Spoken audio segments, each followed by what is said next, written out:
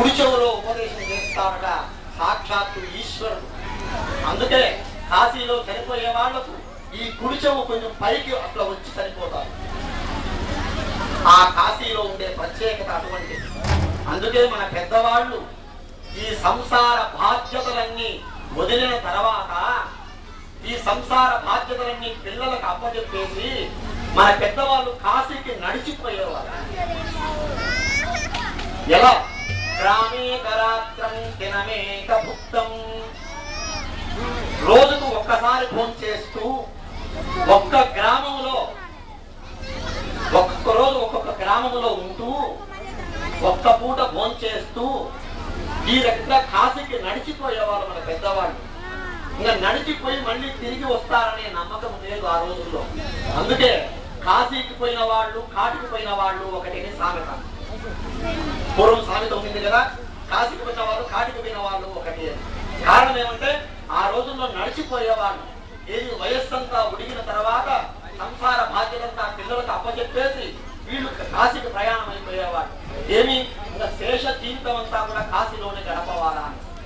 కాశీలో 24 గంటలు అన్నం పెడుతూ ఉంటారు అన్నపూర్ణ సేవలో. లక్షణంగా ప్రతిరోజు ఆ గంగా నదిలో స్నానం చేయడం, ఆ శివుని నెత్తి మీద నీళ్లు పోయడం, హరహర అని ఆ శివ నామ మంత్రాన్ని జపించడం, లక్షణంగా ఫోన్ చేయడం, రామకృష్ణ అనుకుంటూ ప్రశాంతంగా జీవించడం. ఇది మన పెద్దవాళ్ళు చేసే పని పూర్వం. ఇప్పుడు మనకు 2 రోజుల్లో 1 గంటలో పోయి 1 గంటలో వచ్చే అవకాశం వచ్చింది. మరి ఆ రోజు కాశీకి అలా వెళ్ళిపోయేవాడు. ఎందుకయ్యా అంటే పొరపాటునైనా కాశీలో చనిపోతే మనకు ముక్తి లభిస్తుంది అనే భావం. ఆ ఈశ్వరుడు రామ తారక మంత్రాన్ని ఉపదేశం చేస్తున్నాడు. అటువంటి గొప్పది కాశీ. మరి ఆ గంగా నదిని గురించి 2 మాటలు చెప్తాం. ఎందుకంటే మన ఇంట్లో నీళ్లు మనం స్టాక్ పెట్టుకుంటే 4 రోజులకే పురుగులు పడుతూ ఉన్నాయి. కానీ ఆ గంగా నది జలాన్ని తీసుకొని వచ్చి మనం ఇంట్లో పెట్టుకుంటే 14 సంవత్సరాలు చెడిపోకుండా అలాగే ఉంటాయి. ఇప్పటికీ మీరందరూ గమనించండి. ఇదో గంగా తీర్థం కూడా తీసుకొని వచ్చారు. ఈ గంగా జలము అక్కడ గంగా నదిలో నుంచి పట్టుకొని వచ్చి మనం ఇళ్లలో పెట్టుకుంటే 14 సంవత్సరాలు చెడిపోకుండా అలాగే ఉంటాయి. ఎటువంటి దుర్వాసన గాని, ఎటువంటి ఫంగస్ గాని, ఎటువంటి పురుగులు గాని దాంట్లోకి రావు. ఆ గంగా నదిలో ఉండే పవిత్రత మన ట్యాంకులో 2 రోజులకే పురుగులు పడుతుంది. మరి ఈ గంగా నది ఎలా వచ్చింది? పూర్వం ఈ భూలోకంలో గంగా నది లేదు, దేవలోకంలో ఉండింది గంగా నది. ఆ దేవలోకంలో ఉండే గంగా నదిని మందాకిని అనే పేరుతో పిలుస్తారు. మన పెద్దవాళ్ళు పుణ్యం చేసుకున్న వాళ్ళు స్వర్గలోకానికి వెళితే ఆ స్వర్గలోకంలో ఉండే గంగా నదిలో ప్రతిరోజు స్నానం చేస్తూ ఉంటారట దేవతలందరూ కూడా.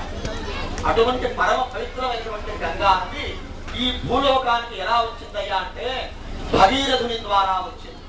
ఈ సందర్భంగా ఆ గంగా నది యొక్క చరిత్ర మీకు చెప్పవాలి. ఎందుకంటే ఇది రామాయణంలో విశ్వామిత్రుల వారు రాముల వారికి ఈ గంగా చరిత్ర అంతా కూడా చెప్పాడు. ఎప్పుడు రామలక్ష్మణుడు ఇద్దరిని పిలుచుకొని పోతున్నాడు విశ్వామిత్రుడు. దారిలో ఈ కథలన్నీ చెప్పుకుంటున్నాడు రాముల వారు విశ్వామిత్రుడు. ఈ గంగా నది దగ్గరికి వచ్చేటప్పటికి రాముల వారు అడిగారు, మహానుభావ ఏమి ఈ గంగా నది ప్రత్యేకత అంటే అప్పుడు విశ్వామిత్రుడు ఆ గంగా నదిని గురించి రాముల వారికి లక్ష్మణ స్వామి చెప్పాడు. ఇది రామాయణంలో ఉంది, మీరందరూ చదువుకోవచ్చు. మరి గంగా నది ఈ భూలోకానికి రావాల్సిన కారణం ఏమి అంటే పూర్వము సగరుడు అనే చక్రవర్తి ఈ ప్రపంచాన్నంతా పరిపాలిస్తున్నాడు. సగర చక్రవర్తి చాలా గొప్పవాడు ఆయన. ఈ ప్రపంచమంతా పాలిస్తూ ఉన్నాడు ఆయన. అటువంటి సగర చక్రవర్తి బ్రహ్మాండమైన అశ్వమేధ యాగం చేయాలా అని కోరిక కలిగింది. 100 అశ్వమేధ యాగాలు చేయాలా. చూడండి, ఆయనకు 60,000 మంది సంతానం. సగర చక్రవర్తి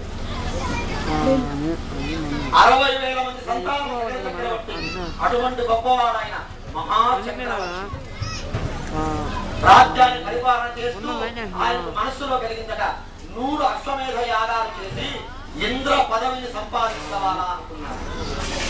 ఎవరైతే 100 అశ్వమేధ యాగాలు చేస్తారో వాడు ఇంద్ర పదవి వస్తుంది. ఇది ఉండే ధర్మం, అంతే కదా. ఈ పార్టీ సీట్లు వస్తే ముఖ్యమంత్రి పదవి అనుకుంటున్నామా?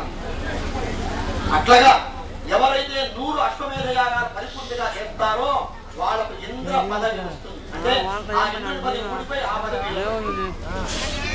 ఈ సగర చక్రవర్తి కూడా 100 అశ్వమేధ యాగాలు చేయాలా? ఎందుకు? నాకు బ్రహ్మాండమైన బలం ఉంది, 60,000 మంది కుమారులు ఉన్నారు, ఈ ప్రపంచమంతా నా ఆధీనంలో ఉంది, నేను చేయాలా అనుకున్నాడు. ఆయన మొదలుపెట్టి చేస్తూ ఉన్నాడు. 99 యాగాలు పరిపూర్తిగా జరిగిపోయినాయి. 100వ యాగం ప్రారంభమై జరుగుతుంది.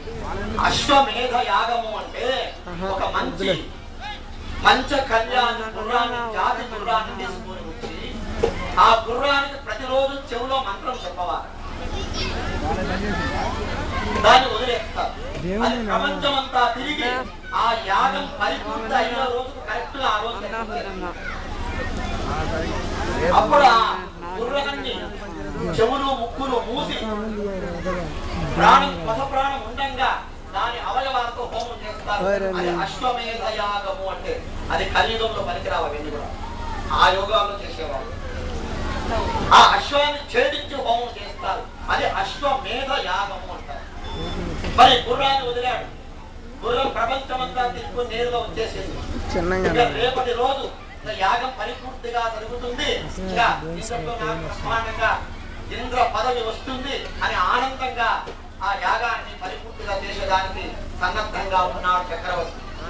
అటువంటి సమయంలో ఇంద్రుడు చూశాడు, వరే ఇది పూర్తిగా జరిగితే నా పదవికి ఎదురు వస్తుంది. అంతే ఆ రోజు రాత్రికి వచ్చి ఆ గుర్రాన్ని అదృష్టంగా చూడండి.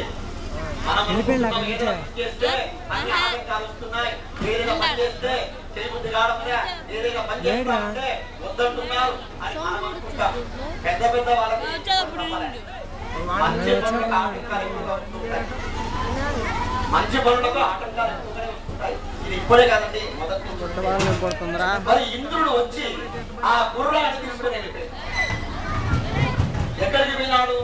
నేరుగా పాతాళ లోకములో కపిల మహర్షి తపస్సు చేసుకుంటే ఆ కపిల మహర్షి యొక్క దగ్గరలో వదిలేసి వెళ్ళిపోయినాడు.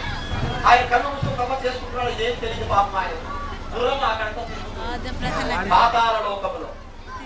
సరే, అది అట్లా జరిగిపోయింది. ఇంకా తెల్లవారుతుంది. ఈ సగర చక్రవర్తి 60,000 మంది కుమారులందరినీ రమ్మని చెప్పాడు. ఆయన ఈ రోజుతో నేను చేస్తున్న యాగమంతా పరిపూర్తిగా జరిగిపోతుంది, నాకు ఇంద్ర పదవి వస్తుంది, మీకు అందరికీ బ్రహ్మాండంగా ఉంటుంది, నా ప్రతాపం చూస్తున్నాండి అని బ్రహ్మాండంగా అందరినీ కొడుకొని నేరుగా ఆ యాగశాలలో పోయేటప్పటికీ అన్నీ ఉన్నాయి కానీ గుర్రం మాత్రం ఏం చేస్తాను. వచ్చిన అయ్యవాళ్ళందరికీ నాయన గుర్రం లేకపోతే నేనేం చేస్తాను.